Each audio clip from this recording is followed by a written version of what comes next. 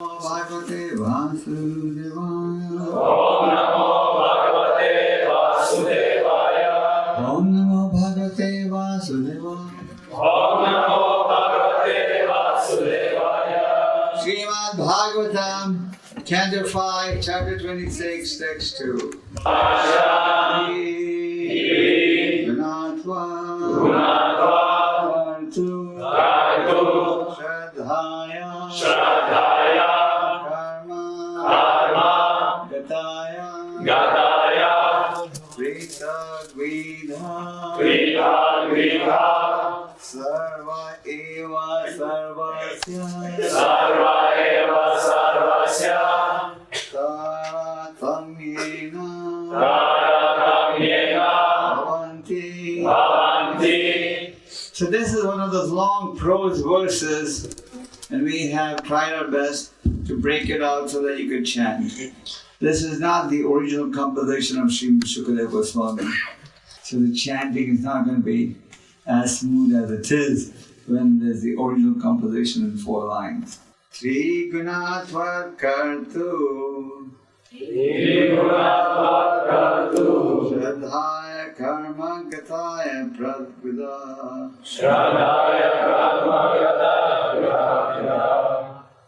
Sarva Eva Sarvasya Sarva Eva Sarvasya Karatamena Bhavanti Karatamena Bhavanti. Sri Gunatva Kartu Shraddhaya Sri Gunatva Kartu Shraddhaya Karma Gataya Pritagvidha Karma Gataya Pritha Pritha Sarva Eva Sarvasya Sarva Eva Sarvasya Karatamena Bhavanti Karatamena Bhavanti. Sri Gunatva Kartu Shraddhaya Sri Gunatva Kartu Shraddhaya Karma Gataya Pritagvidha Karma Gataya Pritha Pritha Esha Sarvasya Sarva Eva Sarvasya Karatamena Bhavanti. Karatamena Bhavanti. Hare Krishna. Hare Krishna. Sri Gunatva Kartu Shraddhaya Karma Gataya Pritagvidha Sarva Eva Sarvasya Tatamyena Bhavanti. So in this chapter, you're going to be reading about the hellish planets. The materialists hate this chapter. They don't want to accept that there's anything known as the hellish planet. When the 5th canto first came out, our devotees were distributing these in the airports in America. But they soon discovered something unique. People would buy these books, read about the hellish planets, and get so scared, leave the books behind at the airport. They didn't want to take it home and read about the hellish planets. Material life works on the principle, ignorance is bliss. That is, they don't want to be aware of the reaction to the sinful activities, and they think they can just go on without expecting any reaction. So, in this chapter, Shukadeva Goswami is confirming the existence of the hellish planets, or the Naraka Lokas, which are situated between the Garbhadaksha Vishnu, Garbhadaksha ocean and Patala Loka. There are 28 hellish planets. Now, the subject of today's verse, of course, is not the hellish planets, but this verse is from a chapter entitled The Hellish Planets. And you will get a detailed explanation of how, for different types of sinful activities, there is different type of punishment. All our activities are being witnessed by several personalities. As Lord Kapila Dev explains in 3rd canto, Karmana Deva Netrana Jantu Deho Papataye. All our activities are being witnessed by several demigods. And, for example, the sun god, the moon god, the stars, the Lord in the heart, the fire god, all of them are witnesses to everything we perform. And based on how we perform, our next life is decided. Now in this verse, Shukadeva Goswami is specifically talking about the three modes of nature and how the living entity comes under the influence of the three modes. In the 5th verse of the 14th chapter, Krishna, in the 5th verse of the 14th chapter of the Bhagavad Gita, Krishna explains that material nature consists of three modes. When the living entity comes in contact with material nature, he gets conditioned by these modes. What are the three modes? Goodness, passion, and ignorance. Doesn't matter which part of the world you reside in, you see the influence of these three modes. Now, definitely goodness is better than passion and ignorance. And Shukadeva Goswami is saying, goodness is illuminating, inspires one to abstain from sinful activities. Of course, under the influence of goodness, a person is falsely happy that he's doing the right thing, and he may not even make spiritual progress. Just like someone's born in a Brahminical family, he thinks he knows everything, doesn't need to be told anything, hence doesn't make any progress, but doesn't degrade too much either. Now, under passion, the living entity develops unlimited desires and longings. And he's very attached to realizing these unlimited desires and longings. And the living entity, in order to realize his unlimited desires, he engages in a variety of fruitive activities. Just like we see, majority of the population today is under the influence of passion and ignorance. People have unlimited desires. Just like Narada Muni explains in the 7th canto, you can satisfy a hungry man by giving him food, a thirsty man by giving him water, an angry man by giving him the opportunity to shout. But you can never satisfy a greedy man. So Krishna explains in the Bhagavad Gita 14th chapter that under the influence of passion, unlimited desires develop, unlimited longings, and you engage in fruitive activities in order to achieve those. Then, under ignorance, the living entity causes the mode of ignorance causes one to be unaware of the goal of life, causes delusion of the living entity. People become mad, indolent, sleepy, lazy. So Krishna is explaining in the 14th chapter, the 14th chapter is called the three modes of material nature, how the living entity, the moment he comes in contact with material nature, he comes under the influence of either of the three modes. So similarly, in this verse of the Bhagavatam that we're discussing today, Shukadeva Goswami is saying that the living entity comes under the influence of three types of activities. Now, as Krishna says in the 14th chapter of the Gita, there is a competition going on between the modes for supremacy. Sometimes the mode of goodness becomes prominent or wins. Sometimes the mode of passion wins. And sometimes the mode of ignorance. Therefore, the spiritual advice is even to go beyond goodness and to come to the level of pure goodness. Krishna further explains the symptoms of the living entity under the different modes. What are the symptoms of one in goodness? All the gates in the body are illuminated with knowledge. Krishna says in the 14th chapter, the symptom of one in goodness is that all the gates in the body are illuminated with knowledge. There are 9 gates in the body. 2 eyes, 2 nostrils, 2 ears, the mouth, anus, genitals.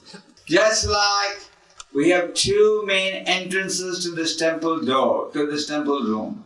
And of course you have 2 windows through which someone can jump in if he wants to. So if somebody wants to come in the temple room, he has to come through these 2 doors. Similarly, there are 9 gates in the body. And through these gates, we can manifest auspicious or inauspicious desires, activities. So when Krishna says the symptom of one's goodness is that all the 9 gates are illuminated with knowledge, this means that the eyes are trained to understand that if you want to see, you should see the form of the Lord and not something vulgar. The nostrils are trained to understand their real business to smell incense and flowers offered to the Lord and not fragrances that you buy in the department store. So similarly, one who is under the mode of goodness, he at least has the understanding that the senses should not be misused but rather should be used correctly. Amrish Maharaj gave us a classic example of how these senses can be used in service to the Lord. He used his eyes to see the form of the Lord. He used his ears to hear the glories of the Lord. He used his nostrils to smell incense and flowers offered to the Lord. So, similarly, one who is in goodness, his 9 gates are illuminated with the right understanding. Now, in passion, what are the symptoms that get manifested? Great attachment. You see that in material life, anyone attached to his possessions. Prabhupada told us a story that once when he was traveling in his younger days, there was a man traveling in a bus in Calcutta with some burnt wood, but he was holding on to it as such valuable possession. So under passion, there's great attachment, unlimited desires, hankering, and desires keep multiplying. Under illusion, one becomes mad, bewildered. Krishna also explains in the 14th chapter, where the living entity goes, and he passes away under the different modes. Suppose somebody dies in goodness, then he gets promoted to the heavenly planets, Brahma Loka, Janloka. Then suppose he dies in passion, takes birth again amongst those engaged in fruitive activities. And suppose he dies in ignorance, a combination of passion and ignorance. Then he goes down to the animal kingdom. So actions performed in goodness tend to purify the individual. Actions performed in passion tend to give more distress. And in ignorance, it generally gives one more pain, results in foolishness. Now generally those who are in goodness, they tend to worship some demigods. And in passion, they even worship demons. In Bhagavad Gita, Prabhupada gives an example of a businessman in Calcutta who was worshipping Hitler during the Second World War. You heard of Hitler? So there's a businessman who was worshipping him. Why? Because he started the Second World War and this businessman made a lot of money. So he started worshipping. And in ignorance, people even worship ghosts, spirits, etc. Then Krishna also explains how there is food, the food that we eat in different modes, isn't it? He explains food in goodness, passion, ignorance. Then Krishna also explains different types of sacrifices under the different modes. For example, if you do a sacrifice according to scriptural injunction and not expecting any return, that is sacrifice in the mode of goodness. Krishna explains in the 5th verse of the 18th chapter that 3 things should never be given up by anyone. What are the 3 things? Yajna, dana, and tapasya. He says even the great sages should never give this up. So there are different types of sacrifice that one can engage in. So when a sacrifice is performed according to religious ritual, and you're not expecting anything in return, then it is sacrifice in the mode of goodness. Then sometimes people do sacrifice to get name, fame, and pride. You may not see a lot of this in your country, but in countries like India, you do see a lot. People will do a sacrifice, but in exchange they want a big name to be put up somewhere, or they become proud. I'm sponsoring this sacrifice. So that becomes sacrifice in the mode of passion, where you become proud as a result of the sacrifice you're doing. Then there is sacrifice which is performed in complete defiance of scriptural injunctions, in which no scriptural or spiritual food is distributed, no Vedic hymns are chanted, no remuneration given to qualified priests. So that becomes sacrifice in the mode of passion. So in a sacrifice, at the end of the sacrifice, prasad distribution is very necessary. But therefore we see in any Hare Krishna sacrifice or feast or festival, in the end we always have prasad distribution. In fact, Prabhupada was very, very keen on prasad distribution. For some of the big temples in India like Bombay, Vrindavan, Mayapur, he wanted everyone who came to the temple to be given free prasad. So in sacrifice in the mode of passion, no scriptural injunction is followed, there's no sacrifice, no religious qualified priests are there, no chanting of Vedic hymns, no distribution of prasad. That's sacrifice in mode of ignorance. Actually, the Bhagavad Gita gives us so detailed information that one can easily understand with the help of the Gita what is goodness, passion. You have 3 rules of nature and divisions of faith. 2 whole chapters devoted to this theme. Then you also have in the 18th chapter of Bhagavad Gita, where Krishna discusses different types of understanding, determination, and happiness under the 3 modes. For example, understanding. One is understanding in the mode of goodness. ＳUBSCRIBE Krishna. One important point Krishna says of understanding in the mode of goodness is you must know what is to be done, what is not to be done, what is right, what is wrong. What is to be feared and what is not to be feared. What is binding and what is liberating. So, first point in this goodness, understanding the mode of goodness is you must know what is to be done and what is not to be done. In ignorance, we don't know what's to be done and what's not to be done. Just like when there's sunshine, you can see everything in the right perspective.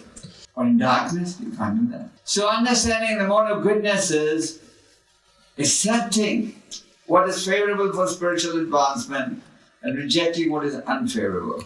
Then, understanding the mode of goodness is you should know what is to be feared and what is not to be feared. What should a devotee fear? Do all of you have to fear Maya also? Once a devotee asked Prabhupada what was he praying. Prabhupada had just finished reading the deities and Prabhupada perhaps said something. So devotees wanted to know what was he praying. Prabhupada said, I was praying to Krishna that I may not fall in Maya. So a devotee is fearful of Maya. Therefore, he doesn't take chances and he's always prepared. When Maya Devi came to seduce Haridas, she was defeated because Haridas was absorbed in chanting the holy name. Then Krishna says, understanding the mode of goodness is knowing what is liberating and what is going to lead to bondage. So what is liberating and what is going to lead to bondage? Activities in devotional service are liberating. And activities in defiance of devotional principles are the cause of bondage. So Krishna explains this as understanding in the mode of goodness. Then, in understanding the mode of passion is, you cannot distinguish between what is to be done, what is not to be done, what is to be accepted, what is to be avoided. Then you have understanding in the mode of ignorance. When you accept a religion to be religion, that is understanding in the mode of ignorance. Have you heard of terrorists? Have you heard of terrorism? So there are certain terrorists who believe that if we go and bomb or kill the other people, that's our religion. And they get bigger votes when they do that. You have such terrorists operating in many parts of the world, including India. So that is understanding the mode of ignorance. Because under ignorance, you consider what is an irreligious activity to be a religious activity. So that is ignorance. Then, determination. Determination is also 3 types: goodness, passion, ignorance. All the sages talk about developing determination, Prabhupada. But you mean the materialists are not determined? They are also determined. More than devotees, they're determined to go on with sense categories. So you have determination of 3 categories also. Now, what is determination in the mode of goodness is by which you become steadfast in yoga and have control over body, mind and senses. Just like steel. Steel is very hard to break. So determination, the mode of goodness is steadfast, becoming steady on the devotional path. And with determination controlling your body, mind and senses. Control of body, mind and senses is key to spiritual advancement. Devotees around the world often want to know, how can we develop determination? So how can you develop determination? How do you develop nishta? By bhajana kriya. As we execute the process of devotional service more and more, you develop determination. So determination and goodness is when you can control your body, mind and senses. Then what's determination and passion? Doesn't matter how much you hear, you're still attached to karma kanda, fruitive activities. And economic development. Why do people want economic development? Because economic development is the means for sense enjoyment. So determination and passion is that when you're very attached to fruitive activities and you want economic development to further enhance your facilities. And what's determination and ignorance? You cannot go beyond the dreaming state. No control of mind and sense. You're lazy and you're always dreaming. Then Krishna talks about 3 types of happiness. Now, Krishna says these are the 3 types of happiness. What is happiness in the mode of goodness? Which in the beginning is bitter and later on becomes sweet, and which wakes you up to self-realization. And what is happiness in the mode of passion? In the beginning it is sweet, then becomes bitter, and which is derived of the contact of the senses with sense object. And what is ignorance? Which from beginning to end is based on laziness, inaction. Some people are just happy being lazy. So happiness in the mode of goodness is that in the beginning it may be bitter, but then it becomes sweet. Why is it bitter in the beginning? Because we're so used to sense enjoyment. We are trained in sense enjoyment. We are brought up in that atmosphere.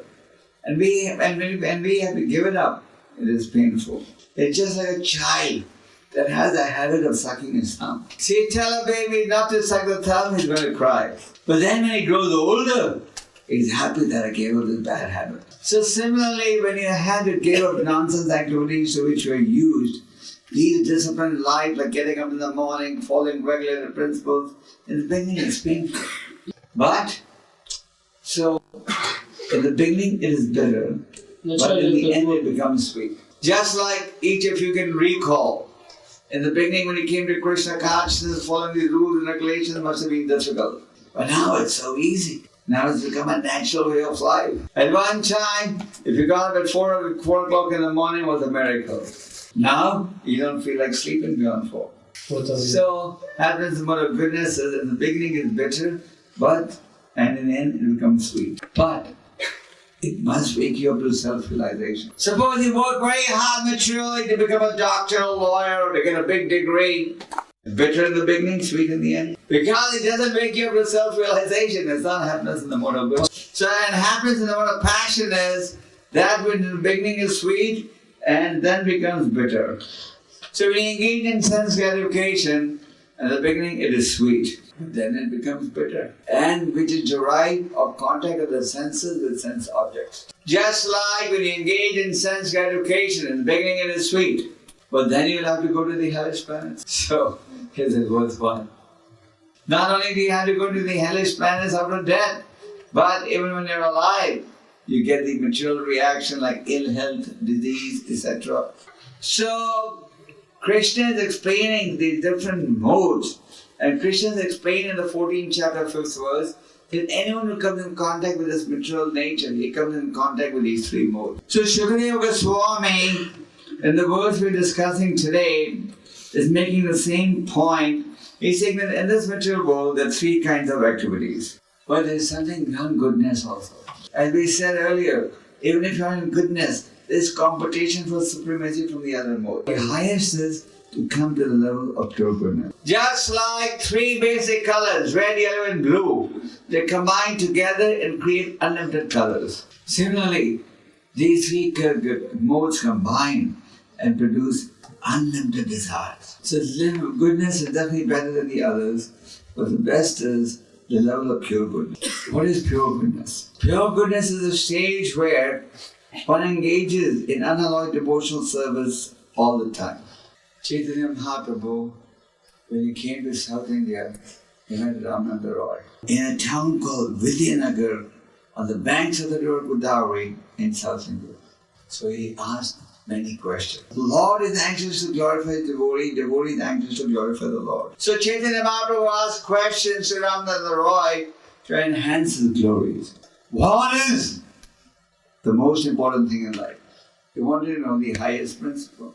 And Ramananda explained, following the Varnashram.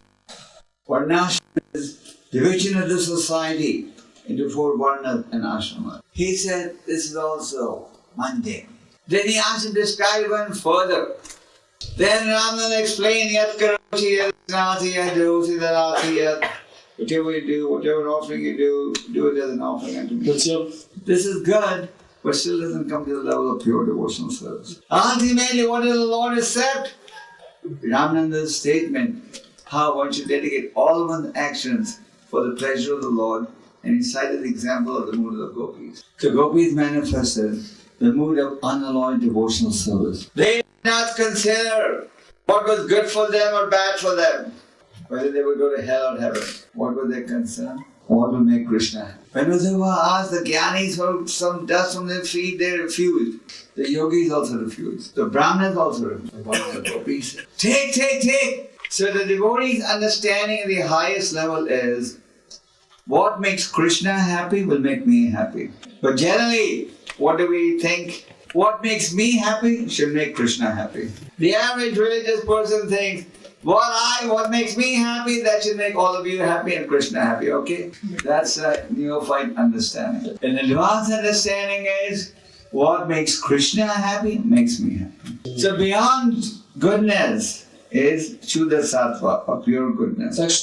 And on the level of pure goodness, all our activities are dedicated to the pleasure of. Just like Rupa Goswami says in Bhakti Rasamrita Sindhu, devotees engage 24 hours in service to the Lord. Even sleep is considered devotional service, but sleep is going to give you strength to go on for the next 18 hours. So, Shukadeva Goswami is explaining that one who is acting in goodness, he is religious and he is happy because he feels, I'm religious, I'm better than the others. But because he's not in pure goodness, the mood to preach is not there. He's in goodness. He's happy, I'm okay, I'm safe. He doesn't care what happens to the rest of the world. But Vaishnavas are trying to be in pure goodness. In fact, a Vaishnava is happy and unhappy at the same time. And Maharaj says, So chetato vimukata chetata in the artha maya sakhaya bara mudato vibodam. My dear Lord, when I look at the attempts of the materialists who are trying to convert distress to happiness, my mind becomes sad and unlimited. So the Vaishnava is sad when he sees human form of life being wasted. At the same time, he's happy because he's engaged in devotion. Just like when Lord Chaitanya was traveling in southern India, there's a devotee Vasudeva Datta came to meet him. He said, I want to ask you a favor. First guarantee me that you'll give me the favor. And what is the favor he asked? Please take everyone else back to Godhead and let me suffer the sinful reaction.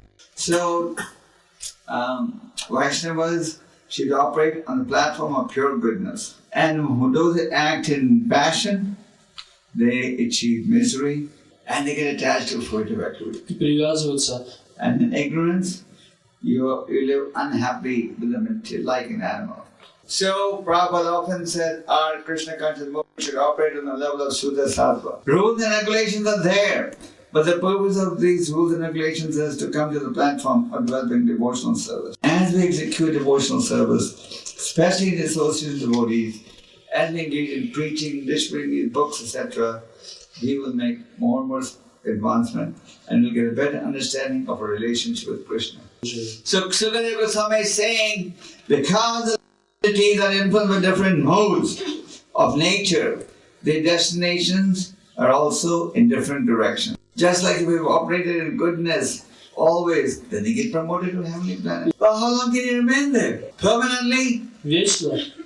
How long can you remain in this life? Only as long as it has enough fuel, then it has to come. So you can see any heavenly planets only as long as the karma allows them to get out. And those who've been in passion, they can take place both in a kingdom where they have the opportunity to engage in fruitive activities again. And in ignorance, you take your birth among the lower animal kingdoms. So as we said earlier, Shukadeva Goswami is going to be describing to us the hellish planets, and this will give you a good understanding of what follows for different actions. Avoid commending Vaishnavas on the devotional path and take to this path very seriously. And then we'll be able to make spiritual advancement. And our goal is not to remain at the level of goodness, but to come to the stage of pure goodness. And by executing devotional service in the association of devotees, we'll be able to achieve that state. Hare Krishna. Hare Krishna.